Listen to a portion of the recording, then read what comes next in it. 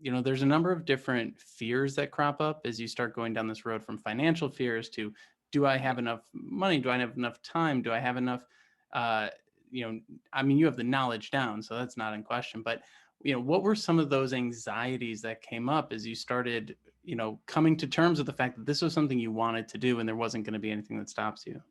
Right. So, I mean, the reason I hadn't thought of starting my own shop in the past as like a realistic goal was because, yeah, you think, okay, you need so much money, you need like a partner, you need all these people on your side telling you what to do. You have to do all this research. I should go back to school for like um accounting or like I don't even know. So, but I just think that whole unknown question mark, mind racing state of mind was like the anxiety that stopped me from doing anything until, I mean, what triggered me actually doing it was just being fed up with the way things were and needing a change.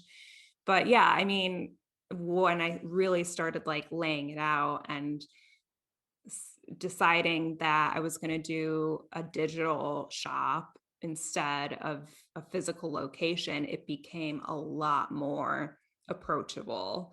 And so you have, I mean, when you're opening or starting a business, you have to make a few decisions like, are you going to do it with your own money? Are you going to try and take out a loan? Or are you going to open a credit card, which is actually way harder to do as a new business than I realized. Yeah, yeah. But yeah, I mean, just my husband is an entrepreneur too, so he was able to answer a lot of my questions, and I'm very lucky for that. um it's not, it's just like not as scary and as big of a deal and as hard. Like, I guess if you really want to get started, you can make it happen, and that's what I ended up doing. So yeah. Well, and I like the fact that you called out the thing that finally got you moving forward was being fed up with how things are. And I think sometimes, I know that people I met early on in my career, they'd been working at a place for 25 years. They complained about it every single day.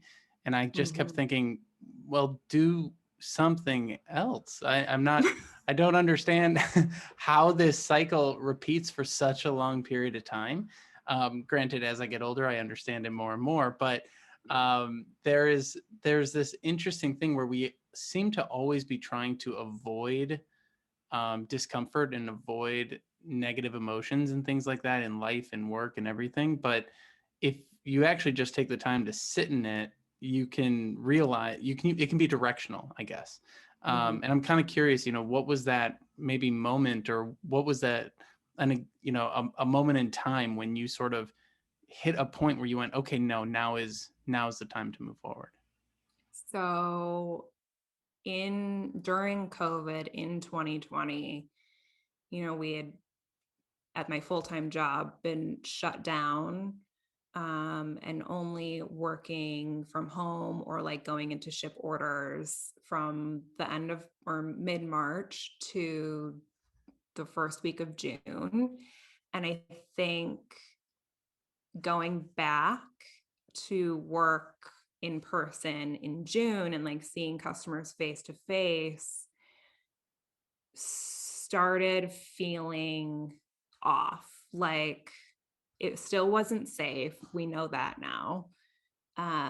It felt crappy to be put behind or be put after someone who works in a corporate job who makes more money than I do, to be like put second to their entertainment. Like, so that was really frustrating. And I really started getting hung up on that idea and having to like snap myself out of it.